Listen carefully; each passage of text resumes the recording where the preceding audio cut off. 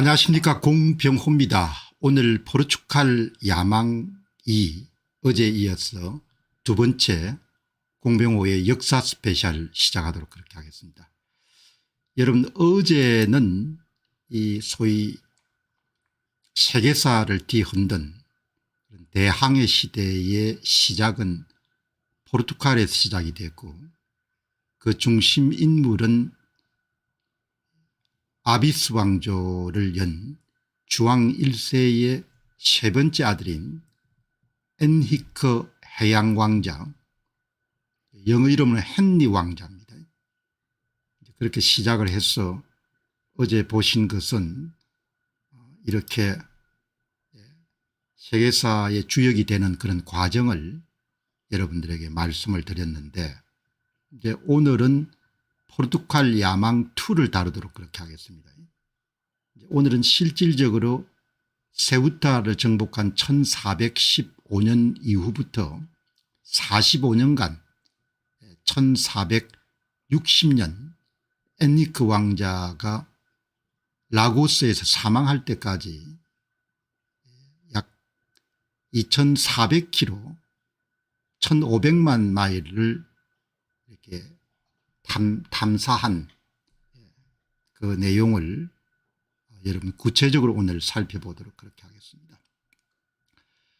이제 아프리카 서해안을 탐사를 한 겁니다. 왕실이 돈을 대 가지고 당시에 선박을 이용해 가지고, 당시는 동력이 없었지 않습니까? 바람을 이용하는 선박을 이용해 가지고 이제 그런 포르투갈에는 유대인, 이슬람인, 이탈리아인 이렇게 모험에 관심 있는, 한몫 잡는 데 관심 있는 사람들이 많이 이렇게 몰려들었기 때문에 이 사람들을 이제 조직화해서 일종의 벤처 기업들을 만들어낸 거죠.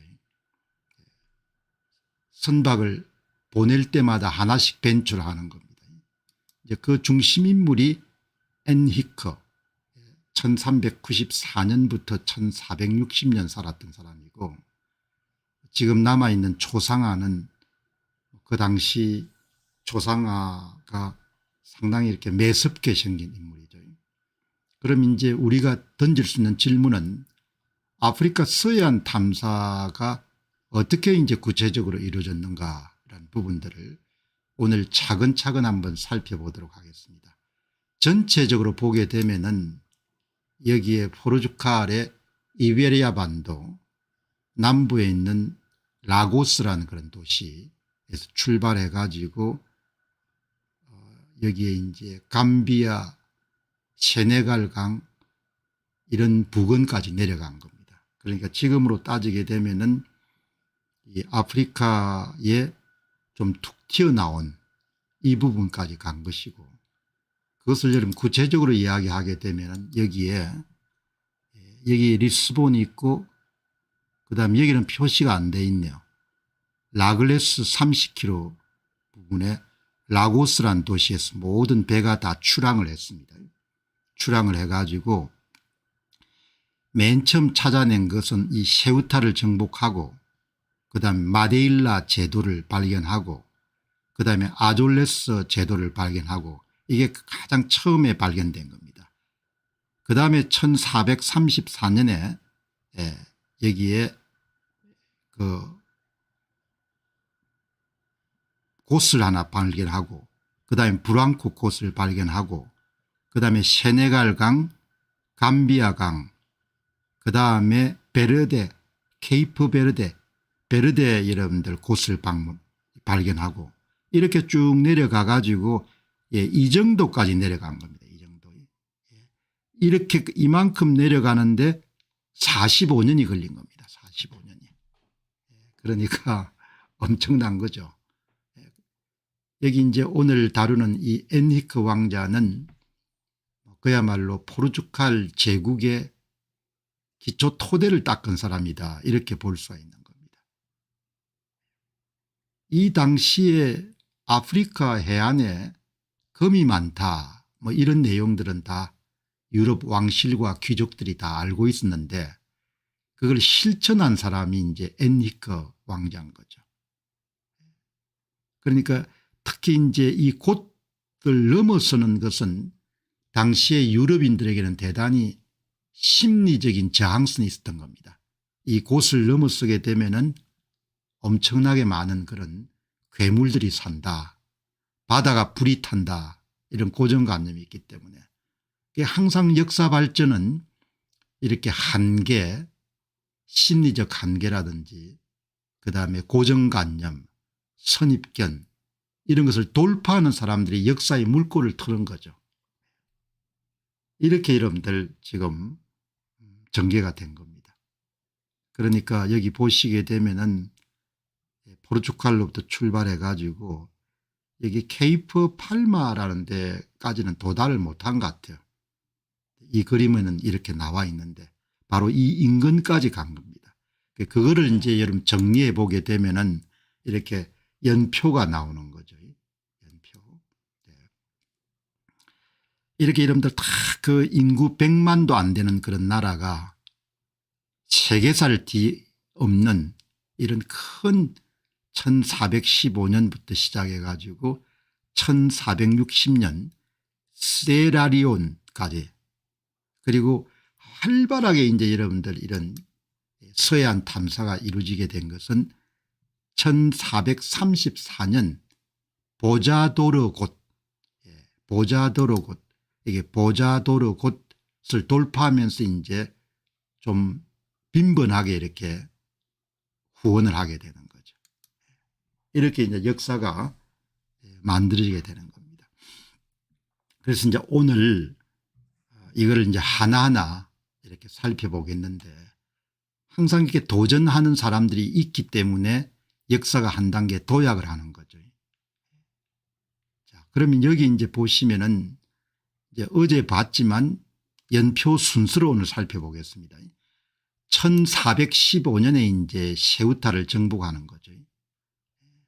이 엔히크 왕자하고 형제 2명이 남자 3명 그다음에 아버지가 주왕 1세 약 2만 5천여 명 정도의 병력을 동원해 가지고 5년 준비해서 북아프리카의 교역을 거의 중심지인 북아프리카의 세우타라는 그런 도시를 정복합니다.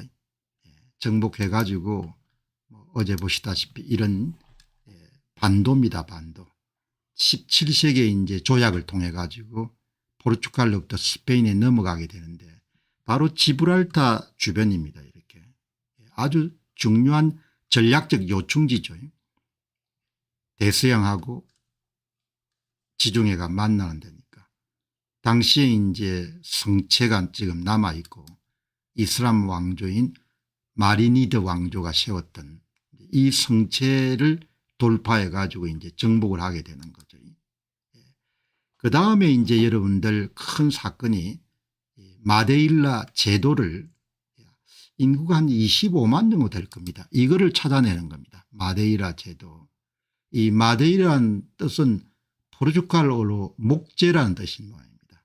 목재가 풍부한 그런 도시고 해양성 기류이기 때문에 굉장히 기후가 좋기 때문에 지금도 유럽인들이 많이 찾는 그런 관광지죠.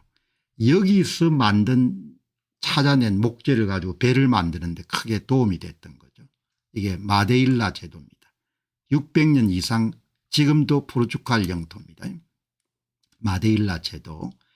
에니커의 항해사인 주앙 곤자베스 자르크 트리스탕 바스 테일셰일라 이 두 사람이 이제 마데일라 제도를 발견한 겁니다.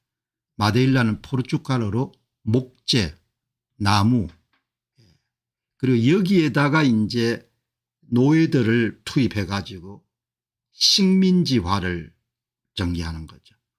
그러니까 이제 훗날 포르투갈이 서인도 제도 IT라든지 이런 주변에 그 사탕수수 농장을 대규모로 개발하는 초기의 사업 모델이 이 마데일라 제도에서 실험을 해 가지고 성공을 하게 되는 겁니다. 이 마데일라 제도는 포르투갈 식민지 역사에서 굉장히 중요한 그런 의미를 갖고 있는 것이고, 특히 이제 여기가 대단히 전략적으로 중요합니다.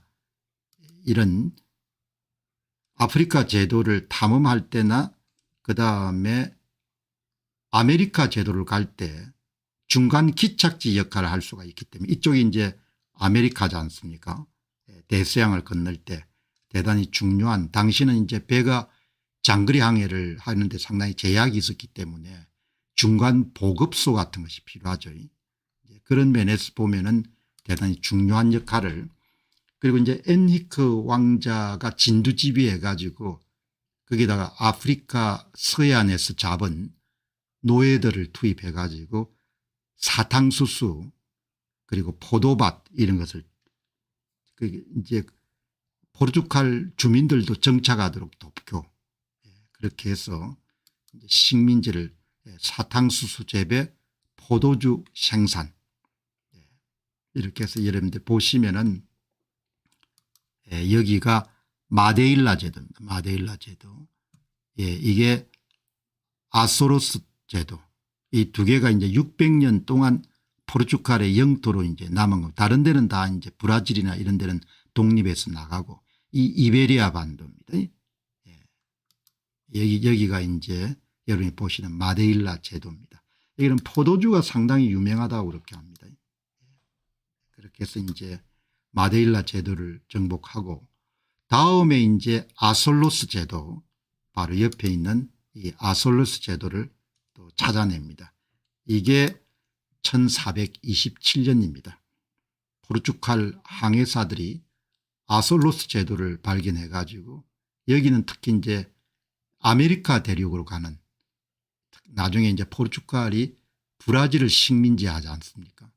거기에 중간 기착소로 굉장히 중요한 역할을 담당했고, 600년 넘게 마데일라 제도, 아소로스 제도가 현재까지 포르투갈 영토입니다. 영토고, 이 고지도가 지금 이렇게 남아 있고, 고지도입니다.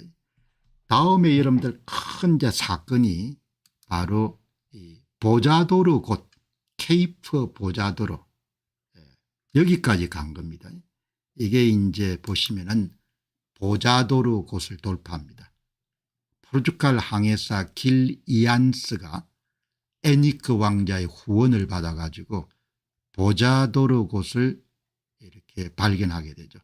현재 지명은 서사하라, 웨스트 사하라, 그다음에 모리타니아 경계 부근에 있고 대서양 연안에 돌출한 곳인데, 과거 유럽인들에게는 이까지는 갈 수가 있는데 여기 넘어가게 되면 괴물이 많이 산다더라, 이런 관념이 굉장히 강해 가지고 상상 동물이 여기에 산다더라, 이렇게 해서 사람들이 가기를 꺼려했던 그런 곳인 거죠. 그러니까 포르투갈의 초기 역사에서 굉장히 위대한 것은 심리적 한계선, 정신적 한계선을 돌파해 가지고 미지의 새로운 영역을 개척한 겁니다. 이제 한국 역사도 1960년 70년대는 우리는 할 수가 없다, 동양 사람들은 할 수가 없다, 이런 것을 일본 사람들이 처음에 깨뜨렸고, 그다음에 우리도 할 수 있다, 이런 심리적 저항을 돌파한 사람들이 이제 앞섰던 호암 이병철이나 아산 정주영이나 이런 분들이 이제 그런 심리적 저항성을 돌파한 거죠. 그 심리적 저항성을 돌파하는 것이 그렇게 중요한 겁니다. 한 사람의 인생도 마찬가지지 않습니까? 뭐 나이가 들면은 그냥 여생이다, 용어를 그렇게 쓰면 안 되는 거죠. 여생이라고 볼 수가 없는 겁니다. 왜냐하면 직장생활 시작한 것을 토탈해 보면 30년이니까 남은 생이 이러면 30년이라 생각하면 얼마나 지겹겠습니까? 그렇게 돌파를 하는 겁니다.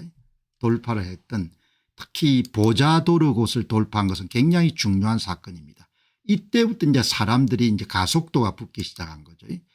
보자도르 곳은 당시 유럽인들에게 돌아올 수 없는 곳으로 알려져 있었고, 강한 해류, 얕은 수심, 거친 파도, 미지의 위험에 대한 두려움 때문에 항해사들이 접근을 꺼렸고, 길 이안스의 성공은 심리적 장벽, 물리적 장벽을 허물면서 아프리카 서해안 탐사의 길을 활짝 열었고 유럽인들의 지리적 인식의 확장을 깨뜨린 사건이었다. 그러니까 사람들이 살아가면서 좀 어렵게 크고 이렇게 하더라도 소위 그 피해의식, 자격지심 이런 것을 이제 극복을 해야 되는 거죠. 한국인들도 우리가 반도에 갇혔다 이렇게 한 거 아니고 한 기업인의 그런 주장처럼 지도를 거꾸로 놓고 보면 해양을 진출할 수 있는 일종의 항구처럼 생각하게 되면 굉장히 기상이 진취적이지 않습니까? 점점 한국 사람들이 내부 지향적으로 바뀌기 때문에 많이 싸우는 거죠. 외부로 이렇게 돌파하는 그런 정신을 한국 사람들은 갖고 있거든요. 기만민족적인 원형도 우리 함께 남아있기 때문에. 거기에 여러분들 완전히 총을 쏜 사람이 바로 길 이안스란 이 인물입니다.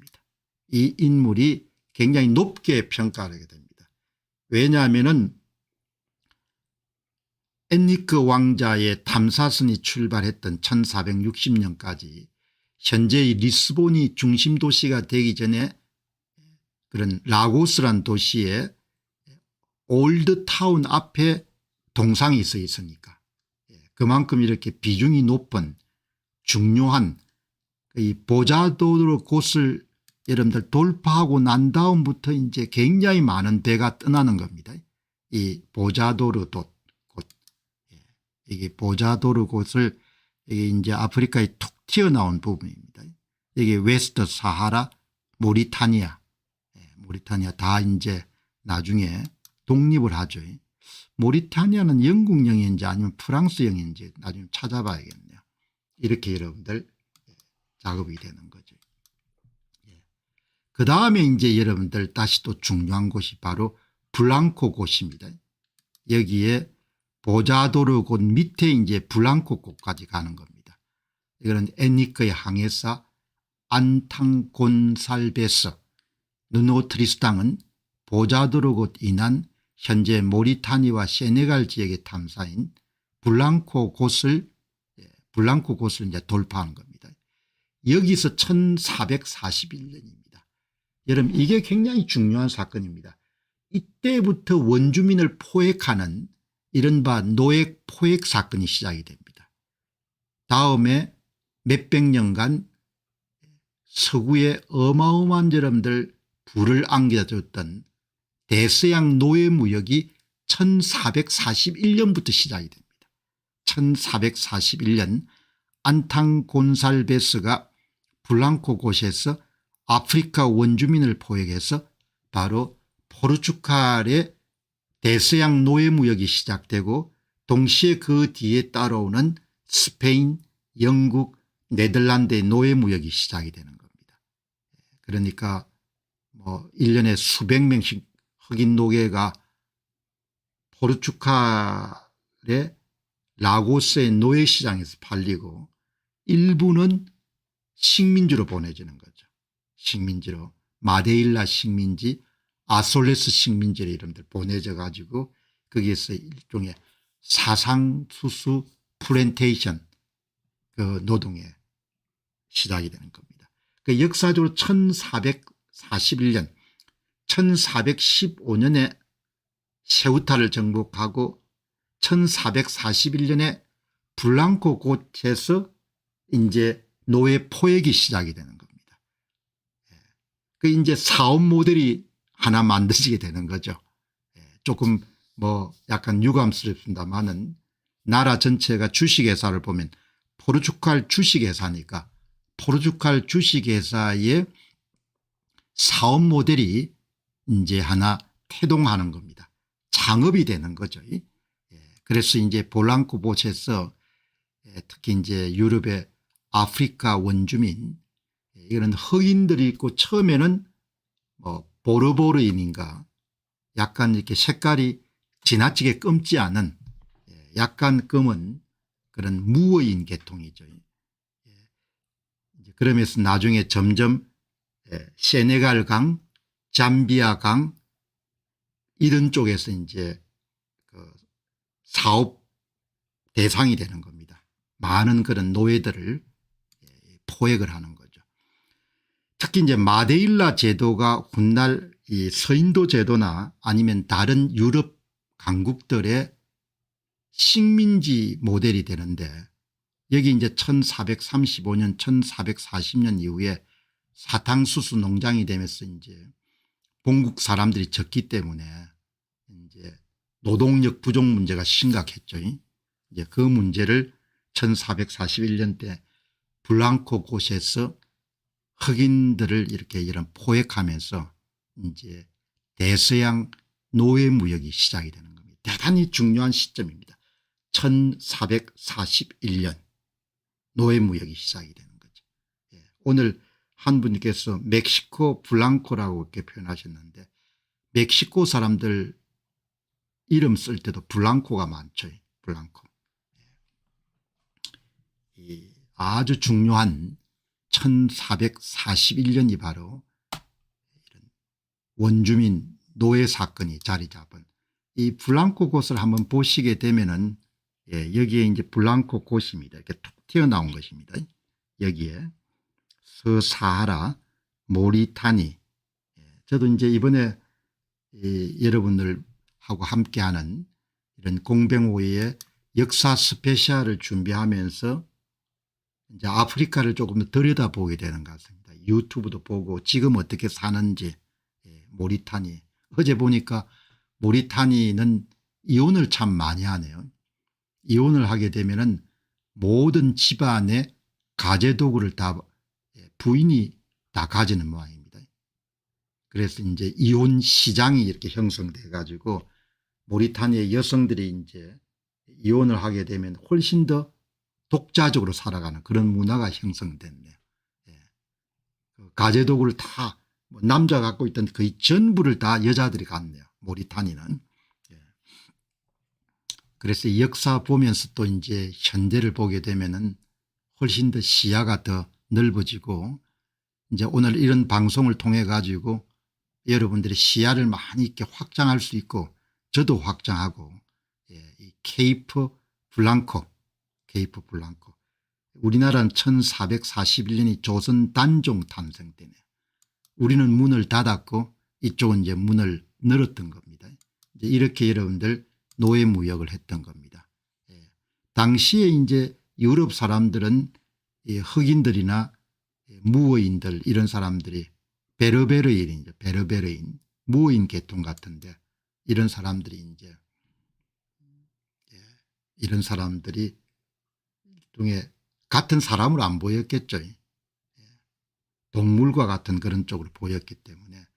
그리고 난 이후에 이제 엄청난 대서양 노예 제도가 이렇게 활성화돼 가지고 여기서 대부분 포획한 베르베르인 그런 노예나 흑인 노예들을 대부분 다 서인도 제도, 그다음에 브라질, 기니 이런 쪽으로 이제 보내 가지고 대서양 노예 제도가 활성화되기 시작한 겁니다. 이렇게 여러분들 보시면은 그 시작점이 1441년이다. 예, 여기서 이제 대서양 노예 무역의 시작이고, 이제 그 이후로 점점 블랑코 곳에서 남부로 내려가면서 세네갈강, 감비아강, 여기서 이제 또 노예를 많이 포획을 하는 거죠. 특히 이제 이런 포르투갈의 항해 역사에서 아주 중요한 강이 세네갈 강하고 감비아 강입니다. 이 감비아 강은 1000km 이상 정도 될 정도로 아프리카 서해안으로부터 내륙으로 깊숙이 들어가는 그런 강이죠. 그 강이 엄청나게 큰 강입니다. 그 강을 통해 가지고 물류가 이동했는데 특히 금이 많이 이동합니다. 금이. 그리고 이제 그렇게 길다랗게 한 부분들이 지금은 강을 따라서 남북으로 길게 만들어진 그런 나라가 감비아라는 나라죠. 감비아. 그리고 바로 그 위에는 세네갈, 또 밑에는 모리타니아, 이렇게 여러분들 구성이 되어 있는 겁니다.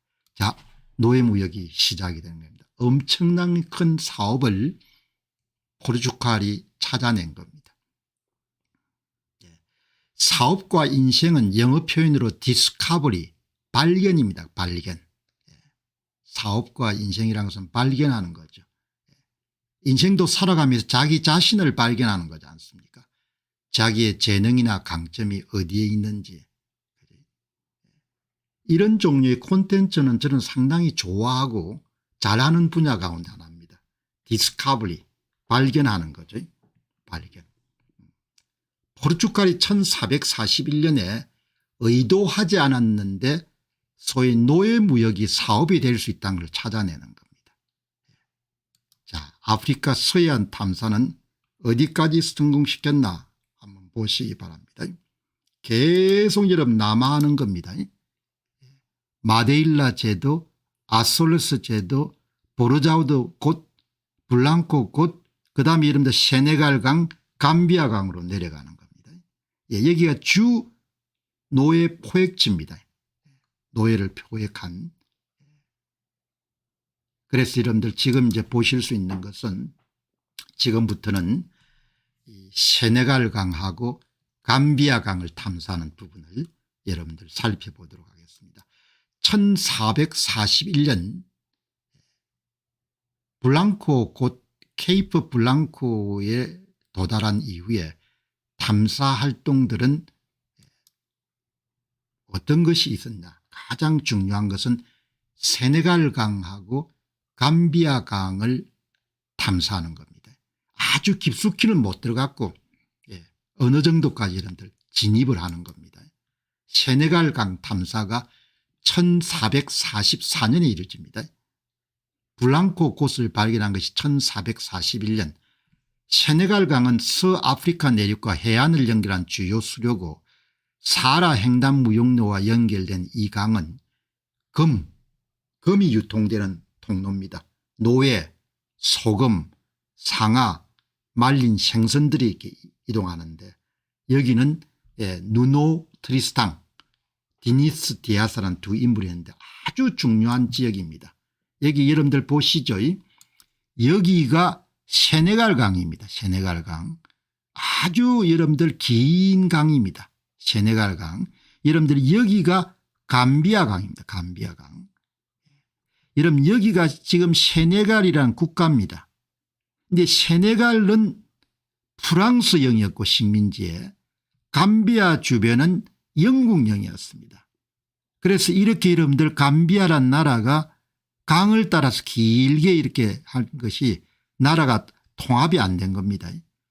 세네갈은 프랑스령, 감비아는 영국령, 기니비사우는 포르투갈령, 이렇게 이름 나누지는 겁니다.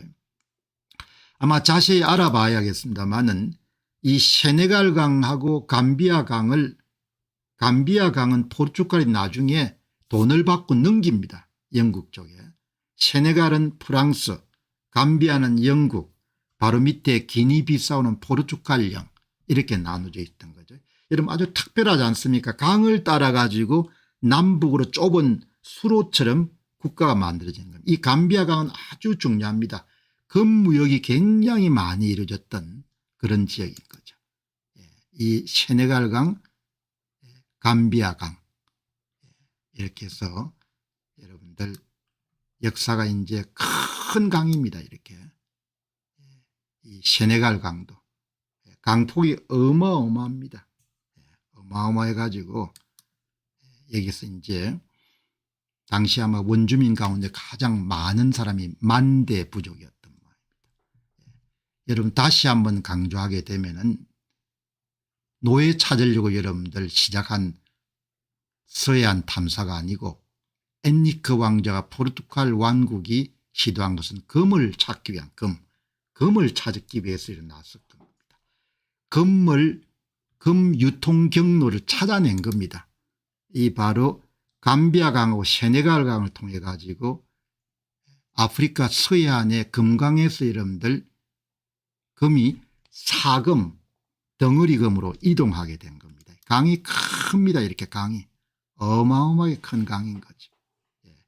이 강에서 여러분들 금을 교환한 겁니다.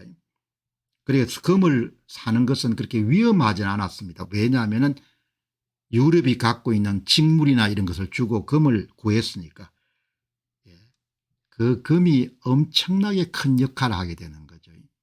그게 이제 이렇게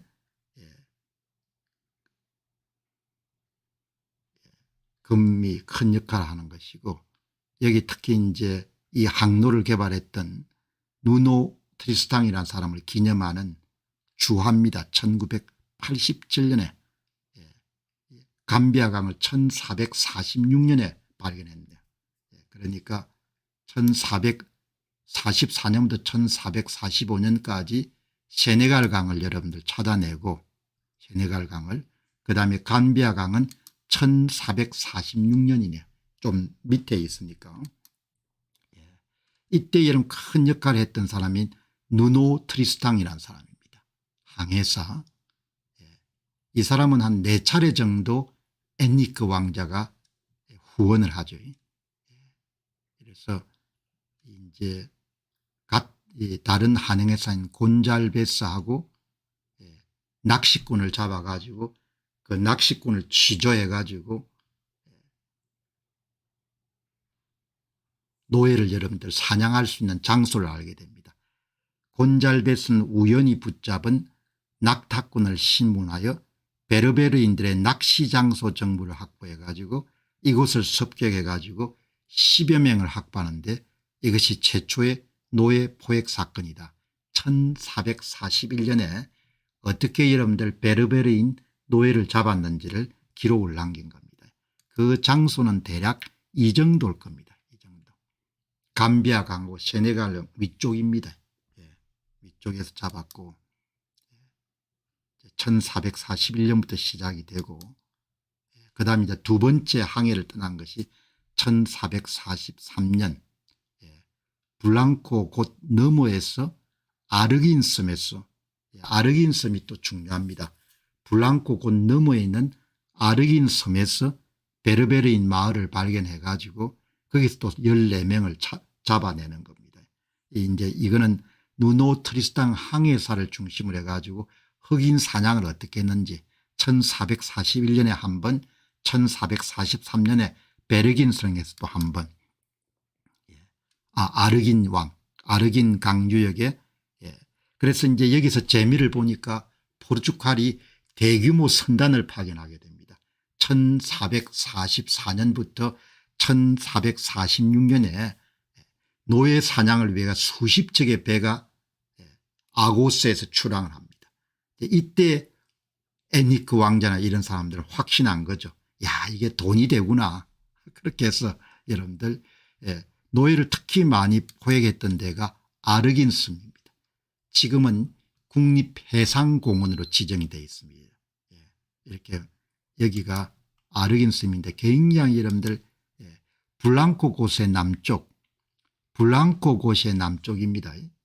블랑코 곳에서 1441년에 처음 노예 사냥이 시작이 돼 가지고 이 남쪽에 위치한 아르긴 섬에서 12,000km2의 국립공원인데, 여기서 이제 집중적으로 여러분들 노예 사냥이 이루어지게 됩니다. 1446년부터 1446년 사이에 수십 층의 여러분들 배를 노예를 잡기 위해 가지고 시작이 됩니다. 1445년에 누노 트리스탕은 세 번째 항해를 후원을 받아 떠나는데, 이때 이제 아르긴 강유역에 워낙 이런 포르투갈 사람들이 와가지고 원주민을 포획을 많이 해가지고 새 시장 개척이 필요했던 거죠. 새 시장을 개척했던 것이 바로 세네갈의 국경지대까지 도달했고, 해안 인구는 한갈색의 베르베르, 완전히 검지 않습니다. 그 다음에 이제 검은 사람은 검은색의 종족 이름은 월로포입니다. 그래서 여기 아르긴 섬 일대가 황폐할 정도로 어마어마하게 많은 그 포르투갈 사람들이 몰려가 가지고 이렇게, 그 다음에 이제 1446년 누노 트리스탕이 네 번째 항해를 떠나는데, 감비아 강을 이런 탐사하다가 원주민에 잡혀서 죽습니다. 누노 트리스탕. 그런데 이제 기념 주화가 발행될 정도니까 굉장히 높게 평가를 받는 인물 가운데 하나인 겁니다. 이것은 이제 고지도를 여기에 블랑코 곶 그다음에 아르긴 섬 이렇게 고지도가 이렇게 여러분들 남아있는 겁니다. 자, 그러면 1443년부터 포르투갈인들이 노예를 집중적으로 포획했던 블랑코 곶 밑에 있는 아르긴 섬은 어떤 곳인가. 여기 보시게 되면은 아르긴 섬을 기록한 여기에 이제 노예 수용소 물건 저장소 같은 걸 이렇게 만들어 가지고 오랫동안 활용합니다. 이게 보면 포트 아르곤 이게 1633년 기록이니까 초창기부터 여러분 여기에 노예 이제 뭐 집화장 이런 것을 만들어낸 거죠. 이 아르긴 섬은 1445년부터 1633년까지 포르투갈이 지배한 지역이고 이 곤살로 데 신틀라 디니스 디아스 이런 사람들이 여기서 탐사한 주역들이고 매우 인구가 많은 섬으로 모사되어 있고 포르투갈 요새는 1445년에 처음 지어졌고 그 요새는 공장 형식을 갖추고 있었고 그곳에 노예, 금, 물고기, 아랍 수지를 거래하기 위해서 트레이딩 공장을 건설한 바가 있다. 굉장히 중요한 초기의 무역 거점이었습니다.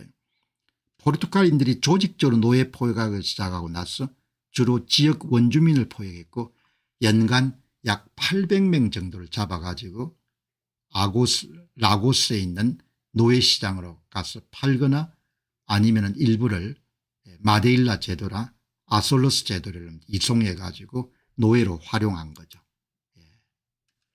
1441년 포르투갈 항해사 안탕 곤살베스와 누노 트리스탕이 시작한 소위 노예 무역은 이후 400년간 15세기부터 19세기 사이에 1200만에서 1500만 명의 아프리카인들을 아메리카 대륙과 유럽으로 이송했고 19세기 초 폐지운동이 본격화되면서 점차 중단되었고 완전히 노예무역이 근절된 것이 19세기 중반까지 이루어졌습니다. 19세기 중반까지. 그 연표를 여러분 한번 보시게 되면은 여기 1441년에 시작이 됐고 그다음에 이제 노예무역이 여러분들 중지가 된 게 1807년입니다. 영국 노예무역 폐지법. 그다음에 이제 1808년에 미국이 노예 수입 금지법. 그다음에 이제 1833년에 영국 노예제 폐지법. 이렇게 여러분들 지금 역사가 흘러왔다 이렇게 보시면 좋겠습니다. 자, 여러분들이 보시면 그냥 새 항로 개척 이제 1441년에 노예 무역을 해가지고 재미를 보니까 그 다음에 이제 세네갈 강하고 감비아 강을 집중적으로 탐구하는데 그게 갖고 있는 의미를 여러분들 세네갈 강하고 감비아 강 탐사를 왜 했냐. 금을 찾기 위한 겁니다. 금 루터, 금 무역로를 확보하기 위한 겁니다. 이 내륙의 금강이 이쪽 지역을 아프리카 서해 웨스트 아프리카로 그렇게 명명을 하죠. 이 내륙 지역에 금강이 있었던 겁니다. 금강이. 그 금강에 생산된 사금과 금이 세네갈 강과 감비아 강을 통해 가지고 해안까지 유통이 된 겁니다. 그 무역로를 찾아낸 겁니다. 포르투갈이. 그 무역로를 그러니까 사하라 이남을 지배하고 있던 이슬람 상인들의 독점 능력을 우회하는 새로운 무역로를 해안을 통해서 찾아낸 겁니다. 해안을 찾아서.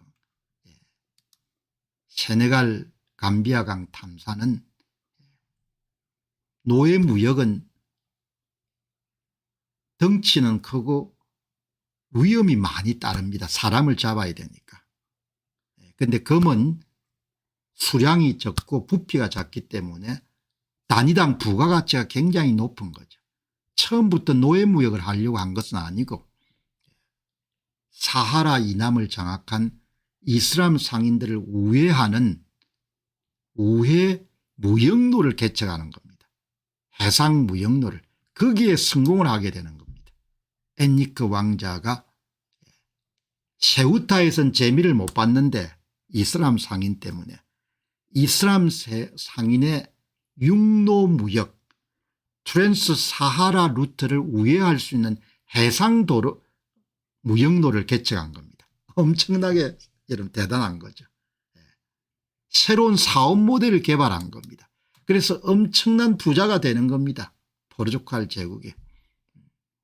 에니크는 만약 그가 새로운 해상 무역로를 찾아낼 수 있다면 사하라 사막을 장악하고 있는 이슬람 상인들을 위해서 아프리카 남부의 금과 소금과 기타 자원을 직접 확보할 수 있을 것이다. 이런 판단을 가지고 도전해 가지고 보기 좋게 여러분들 성공을 하는 겁니다. 1441년도에 노예 포역이 시작이 되고 1444년부터 1446년 사이에 포르투갈의 라고스에서 수십 척의 여러분 선단이 출발합니다. 노예가 돈이 되니까. 예. 그래서 1444년에 아프리카 노예 시장이 열리게 됩니다. 어디서? 포르투갈의 남부 해안 도시인 라고스에서 열립니다. 1444년에 포르투갈 라고스에 유럽 최초의 아프리카 노예 시장이 열리게 됩니다. 여기에 기네스 집이라는 것을 여러분 만들어 가지고 노예 무역의 20% 정도를 돈을 받습니다. 일종의 통행세처럼. 그 돈을 가지고 다시 여러분 탐사를 지원하는 겁니다. 에니크 왕자가 만든 포르투갈 국영 회사가 여기에 기네의 집입니다. 기네의 집. 라구스라고 여러분들 이 사람들 발음하는 것 같네요. 영어 표현은 라고스인데 1444년에 최초로 235명이 거래가 되는 겁니다. 그래서 여러분들 돈이 되니까 어마어마하게 많은 배를 40척을 여러분들 파송을 하는 겁니다. 40척. 노예 한 명 가격이 농민 연간 소득 1년에 해당했습니다. 에니크가 노예 무역에서 20%를 받아 가지고 거기다가 자기 개인 돈도 더하고 왕실 재정도 더해 가지고 계속 서해안 탐사선을 여러분들 이렇게 파견한 겁니다. 여기가 여러분 라고스입니다. 라고스. 이베리아 반도의 서쪽입니다. 해양학교를 운영했던 사학을 냈습니다. 두 군데가 한 30km 떨어졌습니다. 그리고 라고스에서 리스본까지는 300km가 떨어진 거죠. 굉장히 이렇게 포르투갈이 깁니다. 나중에 라고스에서 죽습니다. 에니크 왕자는. 에니크 왕자는 평생 노예 시장이 아직도 남아 있습니다. 여기에 이 노예 시장입니다. 포르투갈의 라고스에 남아있는 지금 이제 박물관으로 활용이 되는데 라고스입니다. 라고스의 노예 시장입니다. 여기 보시게 되면은 예상보다 노예 수입으로 큰 돈을 만질 수 있게 되었다. 점점 노예 무역이 포르투갈의 주요 수익원으로 자리 잡게 되고 처음에는 금무역이 가장 중요하고 시간이 가면서 노예가 금무역을 압도하는 그런 현상이 발생하게 되는 거죠. 여기 보시게 되면은 이때 책임자로 활동했던 주요 인물들은 디니스 디아스, 누노 트리스탕, 알비세 카다모스트. 이게 알비세 카다모스트라는 사람은 베네치아 출신입니다. 이렇게 해서 여러분들 많은 항해사들이 한 몫을 잡기 위해 지금 벤치하고 똑같은 겁니다. 그렇게 해서 서해안 탐사가 이제 발전하게 되는 것이고 노예 포역 지역과 방법은 주로 어디였느냐 말씀드렸지만 블랑코 곳 밑으로부터 아르긴섬, 그 다음에 세네갈강, 감비아강 이쪽이었는데 한 번 더 보시게 되면은 1446년부터 1446년까지 포르투갈 선박들은 주로 세네갈강, 감비아강, 아르긴섬, 그 다음에 이제 앞으로 소개하는 카보베르테라는 섬, 이것을 중심으로 해가지고 대개 노예를 아프리카 서해안입니다. 그리고 노예는 급섭해서 잡거나 아니면 현지 부족하고 거래를 하는 겁니다. 현지 부족들이 전쟁을 통해서 확보한 노예가 있으면 그거를 유럽인들이 직물이나 구슬 같은 걸 제공하고 그다음에 전쟁 포로나 범죄자를 노예로 확보한 거죠. 습격, 라지아스, 습격하는 방법도 많았습니다. 자, 그러면 지금 이제 노예 무역을 관장하던 기네스, 기네의 집, 카사다 기네, 카사는 집이라는 뜻이죠. 여기는 이제 뭘 했냐, 여기 이제 보시게 되면은 카사 기네의 집에 사용했던 일종의 상징입니다. 상징을 보시면은 되겠습니다. 여기 이제 보시면은 이렇게 깃발이죠. 기네는 포르투갈의 초기 활동 무대였던 아프리카 서해안 지역, 특히 오늘날 지명으로 기니, 세네갈, 감비아 일대를 부르던 포르투갈이 부르던 지명이다. 그래서 그 기네 카사, 기네의 집이다. 기네의 집은 기니 지역에서 들어온 노예, 금, 후추, 상하 등을 관리하고 분배하는 무역사무소 역할을 했다. 아프리카도 후추를 생산했습니다. 질은 동방 후추보다 많이 떨어졌던 것 같습니다. 그렇게 해서 1444년에 기네의 집을 에게디이어님 고맙습니다. 기네의 집은 처음에 포르투갈 라고스에 설립되었다가 1480년대는 리스본으로 이동하죠. 그렇게 해서 이제 오늘 여기 보시는 곳은 라고스의 헨리크 광장입니다. 라고스의 헨리크 광장. 그 광장의 라고스, 평생 동안 라고스를 중심으로 활동했습니다. 헨리크 왕자는 상당히 학구적이고 좀 조용했던 사람 같아요. 기네의 집, 유럽 최초의 조직적인 해외 무역 기관 중 하나다. 이런 것이 다 이제 나중에 기초가 돼 가지고 네덜란드의 동인도 회사, 영국의 동인도 회사 이런 것이 다 이렇게 해서 만들어졌을 겁니다. 기네의 집은 노예 무역의 초기 체계화를 촉진하였고 우리나라 하면 국영 뭐 코트라 이런 거하고 거의 비슷한 거죠. 포르투갈 라고스에 설립되었다가 1480년대는 확장되어서 가나 지역의 건강무역까지 관리하는 역할을 맡게 됐다. 헨리크 왕자의 사업 모델은 기본적으로 금무역이 중심이고 점점 노예무역을 확장해가는 기네의 집에서 확보된 수입품은 금, 노예, 후추, 상하, 세네갈강과 감비아 지역이 아프리카 서해안을 여러분들 중요한 그런 교역로였습니다. 금과 후추가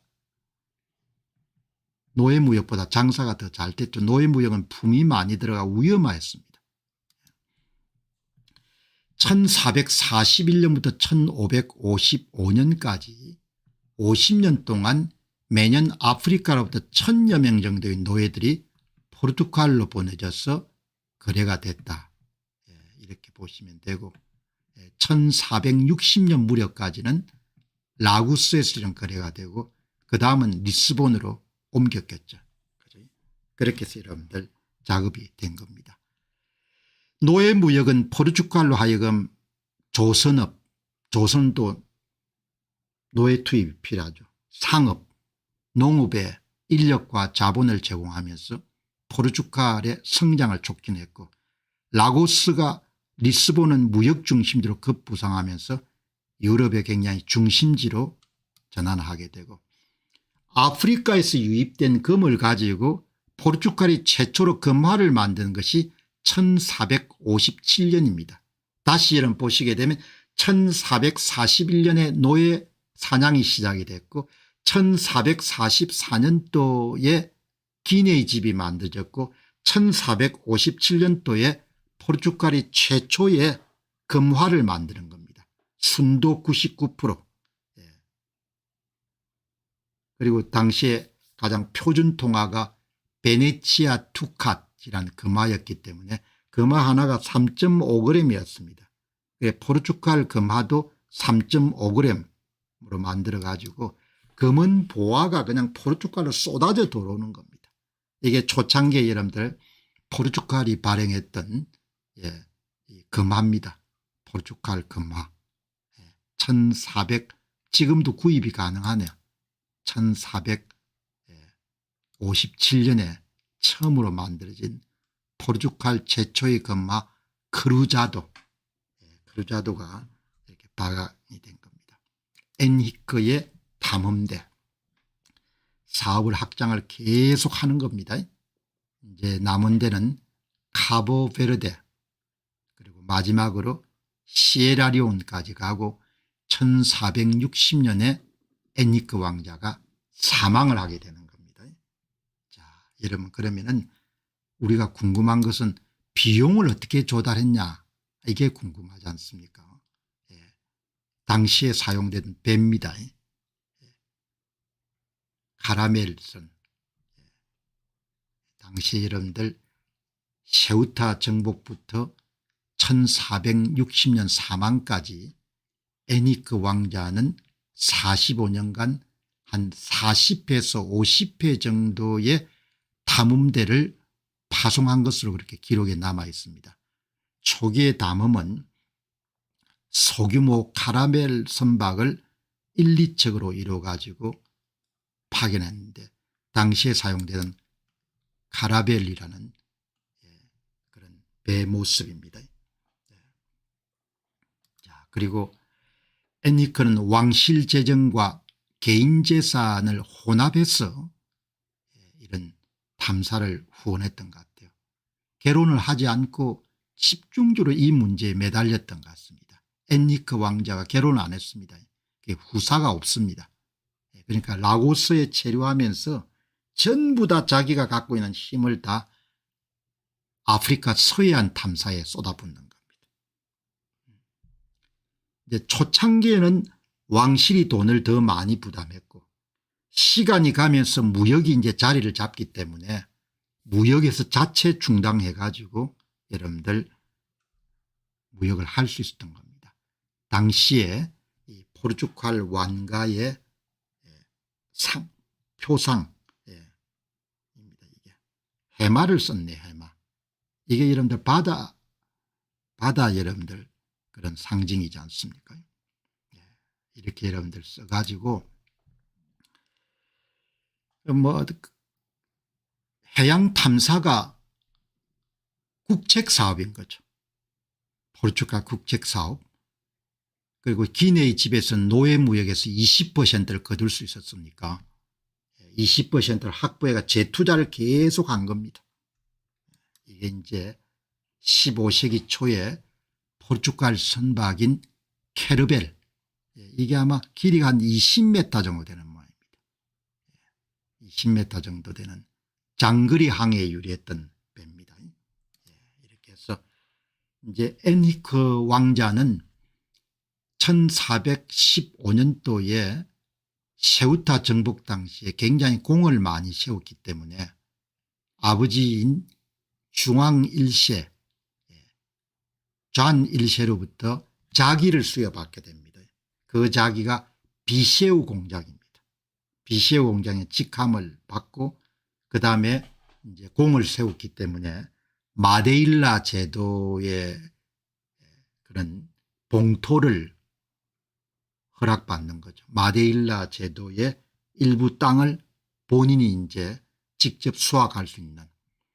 그래서 엔히크 왕자는 개인적으로 부유했던 것 같습니다.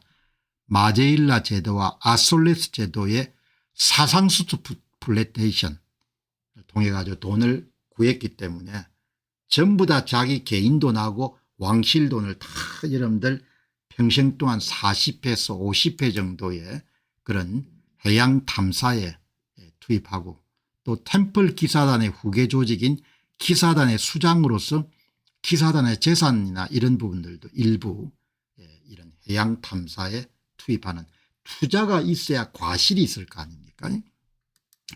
자, 그럼 금과 노예 무역에서 돈이 어디게 많이 됐냐? 당연히 금이 많이 되죠. 그 내용도 여러분들이 궁금하실 것 같기 때문에 이 금이 돈이 엄청나게 되는 겁니다. 금이. 단연코 가장 높은 수익을 남기는 것은 금입니다. 금.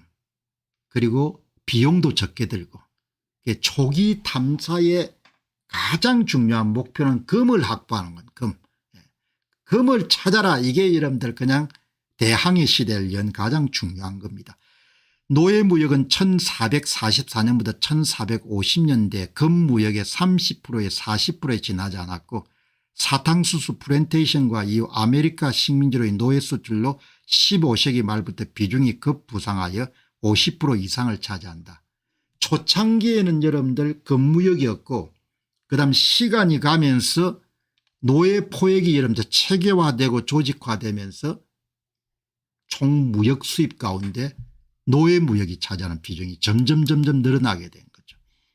장기적으로 노예 무역은 금을 능가하는 주요 수익원으로 자리 잡게 되고 15세기 말을 기준으로 노예 무역은 전체 아프리카 무역 수익의 약 50% 이상을 차지하면서 금과 동등하거나 추월하기 시작했다. 나머지 이제 그런 교역 물품들은 돈이 크게 안 되는 겁니다. 돈이 가장 크게 됐던 금인 겁니다. 금. 금을 찾아라. 이게 여러분들 그럼 금무역은 어떻게 이루어졌나? 여기 이제 여러분 금무역이 주로 감비아 강과 세네강 주변으로 이루어지게 됩니다. 금은 15세기 유럽에서 가장 귀한 자원이었고 1g이 근로자 1년 임금과가 비슷했고 포르투갈이 이슬람 상인들을 우회해가지고 해상 무역로를 금무역로를 찾아낸 겁니다. 포르투갈은 세네갈 강과 감비아 강을 통해서 내륙 지역에 있는 기니 말리 제국의 밤부크 불에서 금가루와 금덩어리를 수입했다.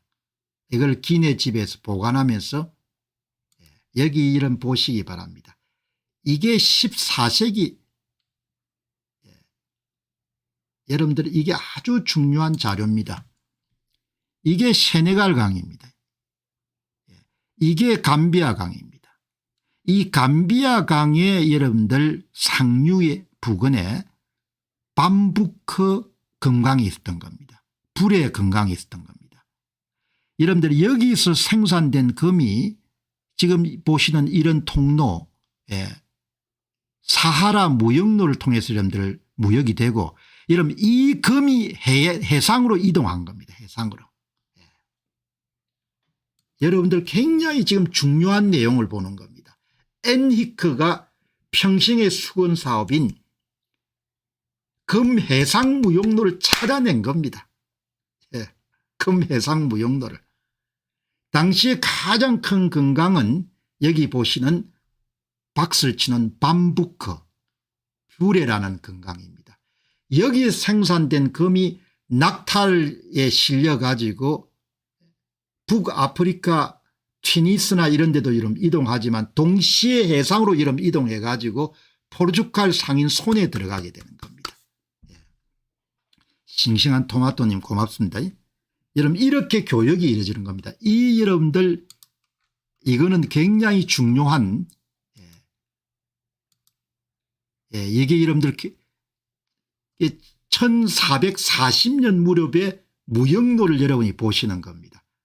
굉장히 중요한 자료입니다. 이 자료가. 여러분 이 자료 하나로 엔히크가 뭘 했는지를 우리가 볼 수가 있는 겁니다. 이게 대서양입니다. 이 세네갈 강입니다. 그리고 여러분 이게 감비아 강입니다.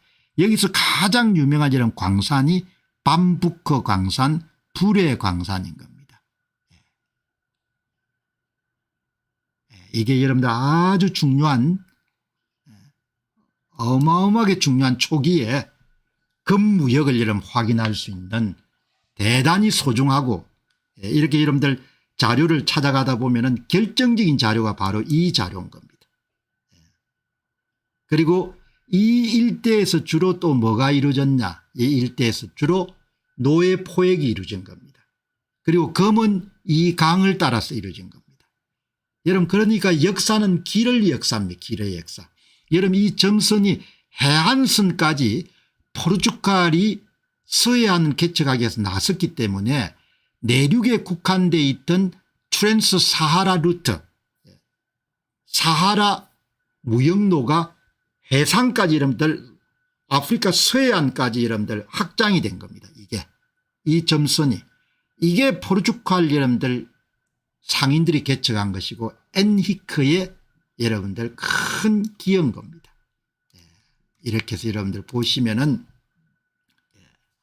엔히크 왕자가 내륙의 금을 해안으로 운송하는 주요 경로가 세네칼 강과 감비아 강이고 여기에 1444년에 다니스 디아스가 세네갈 강에 도착하고 1446년에 누노 트리스탕이 감비아 강에 도착했는데 누노 트리스탕은 감비아 강에서 원주민 함께 죽습니다. 15세기 중반에 포르투갈의 탐험 시기에는 내륙 지방의 건강에 채굴된 굴이 사하라 무역로를 통해 북아프리카로 가는 경우가 많았는데 포르투갈은 이것을 우회해 가지고 해상금 무역로를 확보하는 데 성공했다. 짱짱짱짱 이렇게 되는 겁니다. 14세기 15세기에는 아프리카의 말리 제국이 가장 큰 금 생산지였고 연 1에서 2톤 정도의 금을 생산하는데 그 금의 대부분은 사하라 무역로를 통해서 여러분들 위쪽으로 가고 그중에 일부가 감비아와 세네갈 강을 통해 가지고 여러분들 포르투갈 손에 들어가게 돼서 1457년에 포르투갈인들이 금화를 만들게 되는 겁니다. 1446년부터 1460년에 매년 수십 킬로에 수백 킬로를 여러분들 금을 수입하는 겁니다. 이 와중에 1457년에 포르투갈의 최초의 금화가 나오는 겁니다. 여기서 이제 중요한 인물이 알비세 카다모스터 베네치아 출신으로 엔리크 왕자의 후원을 받아 가지고 1455년과 1456년에 서아프리카를 탐험했던 사람입니다. 이 사람이 항해 일지를 남긴 겁니다. 이 항해 일지의 당시 기록이 남아 있습니다. 금가루는 주로 내륙의 건강지대에서 채취되어서 강을 통해서 해안으로 운송됐고 이 금은 지역 통치자나 상인들이 유럽인들과 교역에 사용했고 유럽 상품과 교환됐다. 금가루가 소규모로 신중히 개량되어 거래되었고 서아프리카의 금가루가 주요 통화로 사용됐다. 이 같은 기록은 후대 아랍 작가 무하마드 알 이드리시가 묘사한 가나 왕국의 금거래 방식과 유사하다. 감비아강은 당시 서아프리카 금무역의 중요한 통로였다. 1000km 이상 되는 아주 깊숙이 내륙까지 가는 겁니다. 이 지역은 말리 제국과 연결된 금강지대에서 금가루가 해안으로 운송되는 경로였다. 마침내 포르투갈인들은 서해안 무역로를 개척함으로써 이슬람 상인들이 독점하고 있던 사하라 무역로를 우회할 수 있는 해상 무역로를 개척하는 데 성공했다. 이렇게 이러면 짱짱짱짱 이렇게 정리할 수 있는 겁니다. 역사는 개척자의 역사입니다. 서해안 교역로를 찾아내는 겁니다. 이 점선을. 이 점선을 찾아낸 겁니다. 세네갈 강과 감비아 강을 통해 가지고 내륙의 밤부크 건강과 귤의 건강의 이름 금이 해안으로 도착해서 바로 포르투갈인의 손에 들어가게 된 겁니다. 자, 여러분 이렇게 해서 역사가 만들어지게 된 겁니다. 역사가 이게 1337년이니까 1337년 이 말리 제국입니다. 말리 제국. 이게 말리 제국.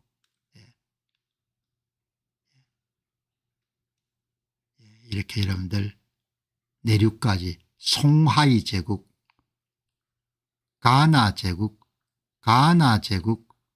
송하이 제국, 말리 제국, 이게는 가나 제국입니다. 이쪽은 다 말리 제국입니다. 이렇게 해서 여러분들 역사가 한 페이지가 이렇게 작성이 된 겁니다. 자, 대항해 시대의 고향으로 가보겠습니다. 라구스, 영어 표현을 라고스라고 불립니다. 대항해 시대의 고향. 여기가 출발지입니다. 모든 배가 1415년부터 1460년까지 에니크 왕자는 리스본에 머물지 않고 여기 라고스에 머물렀던 겁니다.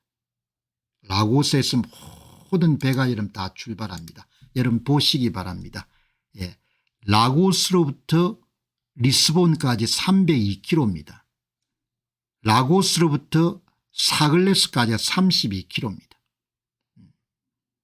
포르투갈이 아주 길쭉합니다. 라고스에서 전부 다 이루어집니다. 1415년부터 1460년까지 45년 동안 라고스가 대항해 시대의 출발점입니다. 모든 배가 라고스에서 출발해야 됩니다. 에니크 왕자의 고향이기도 합니다. 제2의 고향 라고스. 에니크 왕자가 사망하고 난 다음에 이제 출발지가 다 리스본으로 옮기게 됩니다. 사람이 죽고 나면 이런 모든 게 바뀌는 겁니다. 1497년에 바스코다가마의 대규모 원정은 리스본에서 이루어집니다. 다음에 포르투갈의 야망의 3는 바스코다가마 편을 다루도록 하겠습니다. 워낙 중요하기 때문에 한 사람을 가지고 여러분들 전부 다 당시에 포르투갈의 소위 식민지 정책이 사람이 적었기 때문에 어떻게 했는지도 다 한번 살펴보겠습니다. 라고스, 에니크 왕자의 주요 무대이자 30km 바로 서쪽에 사글레스 여러분들 항해학교도 있었던 거죠. 라고스는 1446년에 유럽 최초의 노예무역시장이 열리고 그다음에 그것을 관장하기 위한 에니크 왕자가 기내의 집을 만들면서 경제적으로 상당히 번성하게 됩니다. 그리고 대항해 시대를 주도했던 캐러멜 선박, 해도 제작, 나침판 등이 모두 다 라고스에서 이루어졌던 겁니다. 지금은 리스본이 수도로서 중심지인데 지금은 이제 관광도시가 된 거죠. 이 포르투갈 라고스. 여러분 이렇게 한 시대에 제국이 됐던 나라들은 지금도 상당히 그 명성과 아름다움이 남아있는 겁니다. 제가 이름 고향이 경남 통영인데 경남 통영이 어항이지 않습니까? 한국의 현대 여러분들 어로기술은 전부 다 일본인들이 전수한 거죠. 그러니까 일본 덕을 많이 본 겁니다. 그러니까 한국 사람들이 피해의식을 가질 필요가 없어요. 역사라는 것을 흐르는 것이고 제국주의 시대는 일본인들의 조상들도 여러분들 당연히 영토를 개척하려는 욕망이 있었기 때문에 뭐 그걸 가지고 지금 와가지고 뭡니까 삿대질하고 그렇게 할 필요가 없는 역사는 그냥 흘러가는 거니까 제국시대는 제국주의 시대에 살았던 사람은 제국주의 시대에 맞는 생각을 가질 수밖에 없었으니까 급조된 어항이지 않습니까? 제가 포르투갈의 라고스를 보면서 한때 해양 제국을 건설했던 사람들이 활동했던 무대는 참 기품이 있구나. 뭔가 좀 탄탄한 면이 있는 겁니다. 지금의 통영의 여름 구시가 항남동이나 이런 데를 가보게 되면 좀 많이 좀 빈약하지 않습니까? 우리는 급조된 거고 뭐 조선조의 조상들이 남긴 게 별로 없으니까 앞에 1440 뭐 몇 년대가 단종 때라고 그러면서 여기 이런 포르투갈 한번 보시기 바랍니다. 포르투갈의 라고스입니다. 라고스. 항공사진을 요즘에 볼 수 있기 때문에 여러분 이 보시죠. 이 라고스란 데가 이렇게 여러분들이 제가 볼 때는 그때는 여기가 이런 데가 아마 없었을 수도 있겠습니다. 지금은 이렇게 수로가 좁은데 여기가 이렇게 중심지죠. 그 당시에 항구 중심지입니다. 여기가 이 라고스입니다. 이건 아마 간척이 됐을 것 같아요. 그러니까 이 항구 중심에 여기가 아주 가장 중심지였을 것 같아요. 중심지. 여기는 지금 엔히크 스퀘어 광장이 있는 데죠. 여기. 이게 이제 엔히크 스퀘어 광장입니다. 광장. 그리고 가장 오래된 그런 교회가 있는 걸로 봐가지고 이 부분은 관측됐을 가능성이 높죠. 포구 입구에 모든 중요한 시설들이 다 있는 겁니다. 여기가 여러분들 이제 안쪽에서 바라본 겁니다. 이게 다 이게 관측됐을 것 같아요. 관측. 여러분 이 보시기 바랍니다. 포르투갈 사람들은 보도블록을 이렇게 다 이렇게 뭐죠? 이런 타일이나 이런 걸 가지고 이렇게 아름답게 만든 겁니다. 그러니까 지금은 그렇게 여러분들 번화롭게 못 살지만 한때 부자였던 사람들은 또 좀 다릅니다. 보시면은 이게 간척지역 같아요. 여기 항구 입구에 이 일대가 여기가 여러분들 애니크 왕자 동상이 있고 여기가 애니크 스퀘어입니다. 광장. 이게 광장입니다. 이게 오래된 여러분들 가톨릭 교회가 있고 여기 이제 바로 여기가 이제 성벽입니다.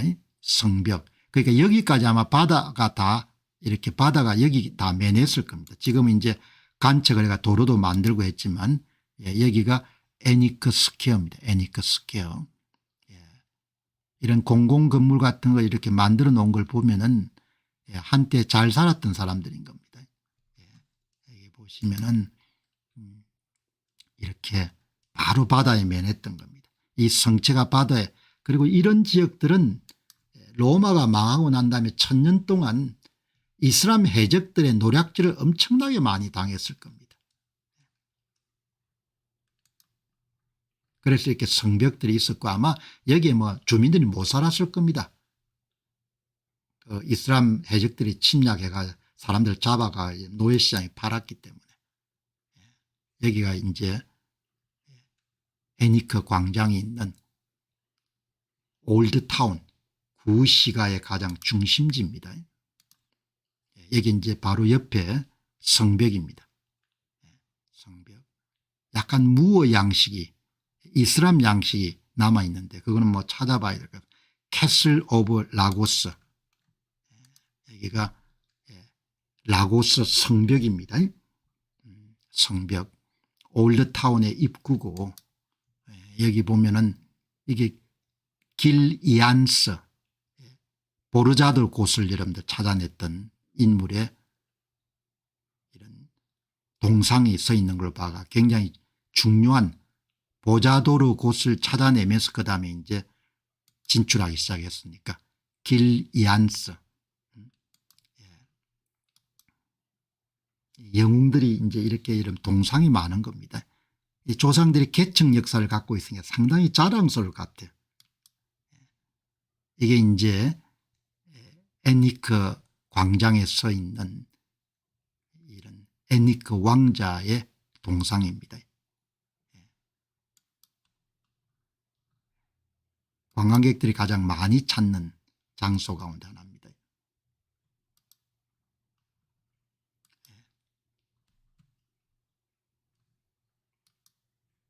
올드타운 라고스 타일을 많이 써줘요. 타일을 많이 쓰고 뭐 이 보시게 되면은 이 타일 보시기 바랍니다. 그러니까 격조가 있는 겁니다. 뭐 지금은 유럽 변방으로 그렇게 이제 잘 사는 국가가 아니지만 건축물 같은 걸 보시게 되면 이 보시죠. 다 타일을 벽을 만든 겁니다. 이렇게 올드타운을 여러분 보시는 겁니다. 올드타운 이 보시죠. 보도블록 보시기 바랍니다. 한때 부자였던 사람들이 보도블록 보시기 바랍니다. 여기 보시면은 그 당시에 이제 이 십자가 영상을 많이 썼습니다. 십자가 영상을. 이 포르투갈은 특별하게 스페인도 마찬가지고 이런 타일을 이용한 예술 양식이 많이 발전이 되어 있는 거죠. 그리고 이제 이거는 뒤에 축조된 건데 폰타드 바데리아라는 바로 걸어서 갈 수가 있는 포트네요. 여러분들 참 좋은 세상입니다. 지금은 이렇게 가보지 않더라도 드론 촬영하고 이렇게 보면 전체 도시를 다 볼 수가 있는 겁니다. 제가 이 방송 이름 준비하면서 참 즐거운 것은 가보고 이제 갈 수가 뭐 가려면 가겠지만 뭐 비용하고 시간 들어가지고 가기는 쉽지가 않지 않습니까? 가본 것처럼 여러분들 다 볼 수 있는 겁니다. 드론 촬영이나 모든 것을 이런 포트에 들어가는 되게 해자가 있죠. 적의 침략을 막기 위해 가지고 야무지게 지었네요. 한참 포르투갈이 잘 나갈 때 지은 포트입니다. 자, 그럼 30km 떨어진 사글레스라는 데는 어떤 곳이냐? 이 사글레스입니다. 사글레스. 32km 떨어져 있습니다. 그러니까 엔리크 왕자의 주 무대입니다. 여기가 이 두 군데가. 여기는 뭐 300km가 떨어졌으니까 남쪽 끝에 이쪽 마을 이름을 아가르브 지역이라고 합니다. 아가르브 지역.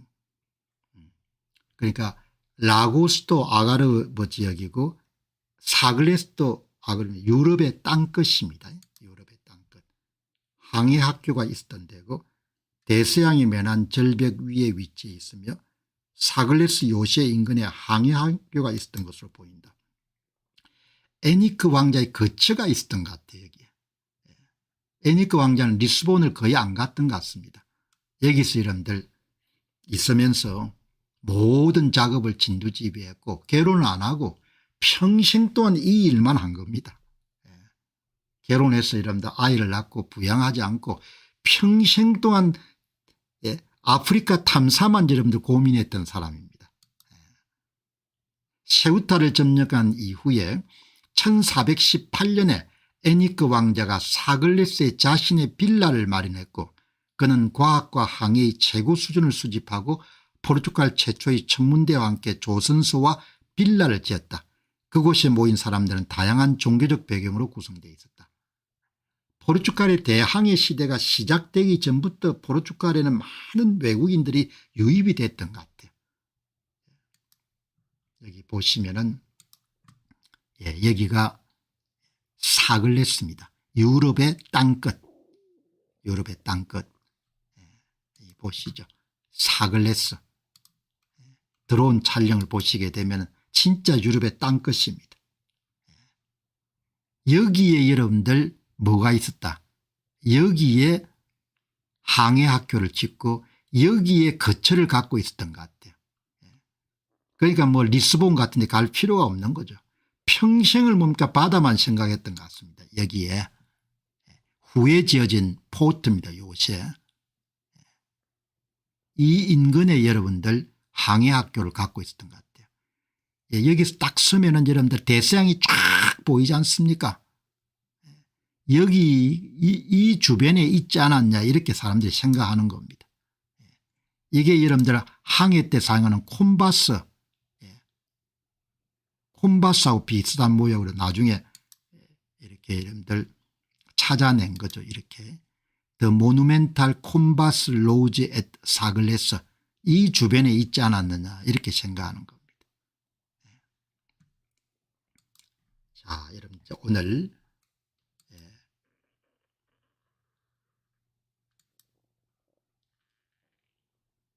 이제 방송이 마지막으로 이렇게 다가가고 있는데 에니크 왕자 결혼 안 했습니다.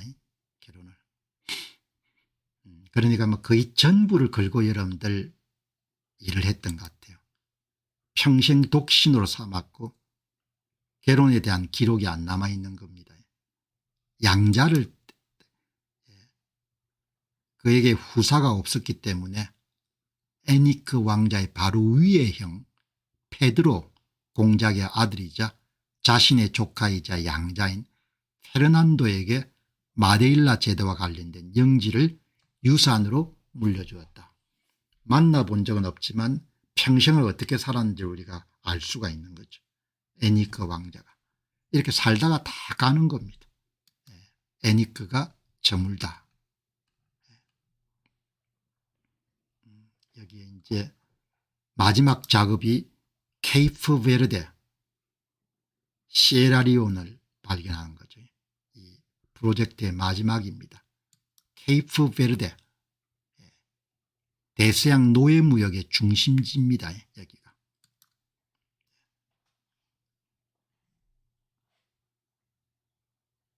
여기가 케이프 베르제는 알비세 카드모스토라는 사람이 찾아냅니다.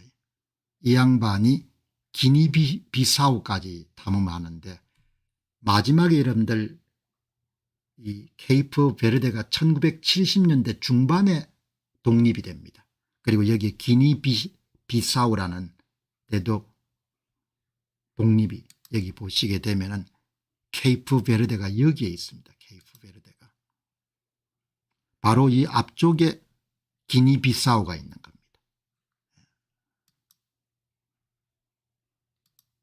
여기 케이프 베르데 1456년입니다. 아주 중요한 해상 요충지입니다. 이곳이 다음에 그런 해양 탐사의 큰 중간 보급로 역할을 하죠. 서아프리카 연안에 약 570km 떨어진 대서양에 위치해 있고 아프리카, 아시아, 아메리카로 이어지는 항로의 중요한 중간 지역이죠. 여기가. 이거를 찾아냅니다. 1975년에 독립이 됩니다. 포르투갈로부터. 케이프 베르데는 포르투갈 선박들의 장거리 항해 중 물, 식량, 선박 수리를 제공하는 전략적 요충지였고 이후에 바스코다가마 같은 사람들이 인도양 항로를 개척하는 데 크게 도움이 됐던 것은 이렇게 중간 기착지가 있었기 때문에 가능했던 거죠. 그리고 케이프 베르데는 노예 무역에 엄청나게 중요한 역할을 합니다. 아프리카 서해안에서 노예를 포획한 다음에 케이프 베르데에서 이런 데를 보관을 했다가 그다음에 아메리카 대륙으로 파견한 것 같아요. 아주 큽니다. 섬도 많고 인구가 지금 한 50만 정도 되는 것 같아요. 여기서도 마데일라 했던 것과 똑같이 플랜테이션 노예를 사용해 플랜테이션을 일으켜 가지고 사탕수수, 면화, 포도 재배 같은 걸 성공을 시키는 거죠. 대서양 노예 무역의 중심지 가운데 하나인 겁니다. 여기 보시게 되면은 이 두 군데를 오랫동안 포르투갈이 갖고 있었습니다. 여기에 카보베르데하고 기니비시우 이게 1974년도에 독립을 하고 그다음에 카보베르데가 여러분들 1975년도에 독립을 하는 겁니다. 포르투갈 영토에 있던 기니바시오는 1974년에 독립하고 케이프 베르데 제도는 1975년에 독립했다. 이렇게 두 군데가 독립을 하는 거죠. 룩셈부르크보다 1.5배 정도 많고 지금 한 53만 명 사네요. 오랫동안 식민지 한 500년 동안 식민지를 했기 때문에 포르투갈 분위기가 많이 남아있습니다. 포르투갈은 집 외벽을 화려하게 색칠을 하는 그런 문화가 남아있네요. 그래서 여러분들도 이제 이 기니비사우 세네갈은 프랑스령이었고 감비아는 영국령이었고 기니비사우는 포르투갈령이었구나. 이렇게 여러분들 전체 이렇게 시야가 넓어지는 겁니다. 노예 무역 흔적이 많이 남아 있습니다. 케이프 베르데 한번 여러분 방문해 보시기 바랍니다. 주요 도시가 시다데 베하라는 데입니다. 시다드 벨라는 2009년도에 유네스코 세계문화유산 지정되어 있고 노예무역의 중요한 거점이었습니다. 세네갈, 감비아, 기니비사우에서 포획된 노예들이 이곳을 경유하여 아메리카로 이송됐습니다. 이게 이제 과거에 성당 유적들을 갔습니다. 이게 중요한 유적이죠. 벨로리뇨 광장. 이제 말을 잘 듣지 않는 노예들을 여기다 걸어놓고 린치를 가했던 장소입니다. 이게 그대로 남아 있습니다. 벨로리뇨 광장. 그리고 이제 노예무역을 관장하던 군사적 행정적 요체가 산 정상에 잘 샹필리프 요새입니다. 샹필리프 요새. 샹필리프 요새. 아주 튼튼해가 여러분들 지금도 굳건하게 써 있네. 포르투갈이 노예무역을 관장하기 위해서 갖고 있던 그런 여러분들 굉장히 중요한 요새입니다. 그 다음에 이제 흑인 노예들을 개종시키던 노사 세놀랴 두 로사리오 교회 1495년에 건설됐고 아프리카 노예들의 개정장소입니다. 내부 모습입니다. 자, 그 다음에 이제 보시게 되면은 케이프베르데 그 사이에 또 여러분들 여러 건의 그런 또 탐사들이 있었습니다. 그 내용은 이제 1458년에 곡물해안 탐사가 있고 이제 시에라리온까지 간 겁니다. 시에라리온까지. 이게 마지막 이제 정착지입니다.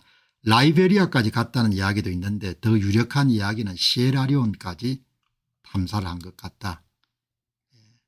그 사이에 1460년 사이에 이렇게 또 추가 케이프베르데 제도가 섬이 많습니다. 지금도 관광지로 굉장히 유명하고 사람들이 많이 찾습니다. 유럽인들이. 그리고 각 여러분들 섬의 분위기가 다르고 항공기로 이동해야 될 정도로 섬 사이에 여러분들 거리가 이렇게 여러분들 살 그다음에 이렇게 보면은 프레리아 이렇게 이 섬들이 여러분들 다 여러분 다 비행장이 있습니다. 비행장이 있을 정도.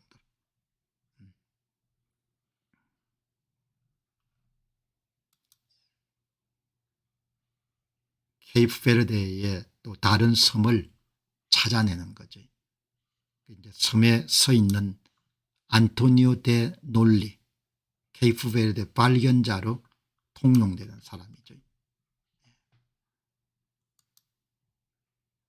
이제 마지막에 시에라리온에 도달하는 겁니다. 마지막 시에라리온이 아마 사자산맥이라는 이름이죠. 산맥이 아마 사자처럼 보이는 모양입니다. 포르투갈이 서아프리카 해안을 따라서 1500마일 2400km 이상 탐사한 성과 45년 동안 2400km의 서해안 탐사를 한 겁니다. 이제 다음번에는 희망봉 탐사하고 인도 고야 개체까지 여러분 다루도록 하겠습니다. 애니크 업적이 총집결된 겁니다. 서해안 지역에 시에라리온까지 갔고 리스본으로 출발해 1500마일 2400km 이상을 탐사를 했고 그렇게 하는데 45년이 걸렸다는 겁니다. 여러분들 시에라리온까지 간 겁니다. 여기서 포르투갈에 출발해 가지고 보르자르도 곧 블랑코 곧 아르긴섬 카페베르데 제도 세네갈강 감비아강 기니비사우 시에라레리온까지 여러분 간 겁니다. 이 시에라레리온의 수도인 프리타운 주변까지 간 걸로 보입니다. 여기 이게 시에라리온입니다. 프리타운 부근까지 갔고 이런 포르투갈 선박을 이용해 가지고 간 겁니다. 애니크 왕자 말년과 건강이 악화됐으면 오래 살았으면 66세니까 그 당시로 당시 왕은 조카인 아폰소 5세가 여러분들 있었고 66세에 사망한 겁니다. 사망 장소는 포르투갈의 아가르브 지역의 사글레 속은 라구스에서 죽은 걸로 보입니다. 그리고 그 주변에 묻힌 겁니다. 지금 그 유해가 이동해 가지고 포르투갈의 3대 수도원 가운데 하나인 제로니무스 수도원, 한국의 관광객들이 가면 꼭 들르는 곳입니다. 성모 마리아 채플에 있는 겁니다. 다음에 이거는 애니크 왕자가 죽을 때 없었던 수도원입니다. 돈이 워낙 많이 이름 생겨가지고 다음에 다시 이름 수도원을 만들죠. 그러니까 16세기 초에 완성됐으니까 이장을 한 것 같습니다. 묘를. 애니크 왕자가 사망했을 때 그의 시신은 근처에 사글레스나 라구스의 지역교회나 수도원에 묻혔다가 이제 워낙 중요한 인물이니까 다음에 16세기에 제로니무스 수도원으로 이장이 된 거예요. 제로니무스 수도원은 다음에 한 별도로 다룰 정도로 대단한 겁니다. 포르투갈이 이런 엄청난 돈을 벌었을 때 하나님께 영광을 돌리기 위해 수도원 정축을 많이 하는데 수도원 신축 정축에서 이 제로니무스 이름들 수도원은 리스본 가까이 있는 데서 가장 중요한 수도원 가운데 하나인 겁니다. 돈이 이름 많았기 때문에 엄청나게 여러분들 공을 들여서 만든 겁니다. 이런 수도원에 이장을 해가 지금 이렇게 영원한 안식을 하고 있는 이게 애니크 왕자의 묘입니다. 애니크 왕자. 이 여러분들 보시기 바랍니다. 이걸 보면서 이렇게 아랍 양식이 많이 남아있구나. 이베리아 반도에는 그런 생각하게 되는데 보시죠. 자, 다음에 이제 이렇게 이제 가다가 다음에 철학 예술도 여러분들 살펴볼 수 있는 그런 시간이 있었으면 좋겠습니다. 자, 여러분 오늘 포르투갈의 야망 어제 1 그다음에 2 이 역사물은 공부를 좀 많이 해야 되기 때문에 시간이 많이 걸립니다. 그래서 가능하면은 토요일에 또 방송이 같은 시간에 될 수 있도록 다음번은 바스코 다가마가 또 하나의 기념비적인 업적을 남겼기 때문에 인도양을 개척한 거지 않습니까? 그걸 중심으로 해가지고 방송이 될 수 있도록 한번 준비를 해보도록 그렇게 하겠습니다. 자, 여러분들 참 이렇게 시사 문제를 통해서 시야도 넓히고 안목도 확장할 수가 있지만 우리가 학교 시절에 그냥 스쳐가듯이 봤던 그런 역사물들을 이렇게 논평과 함께 여러분들 대하게 되면은 오늘 사는데 많은 용기와 지혜를 얻을 수 있지 않겠냐 그런 생각 때문에 제가 시작한 프로그램이니까 주변에 많이 알려주시고 많은 분들이 이런 역사물을 통해가 더 넓게 더 멀리 더 깊게 생각할 수 있는 그런 도움이 됐으면 좋겠습니다. 내일 여러분 시사 문제로 찾아뵙도록 그렇게 하겠습니다.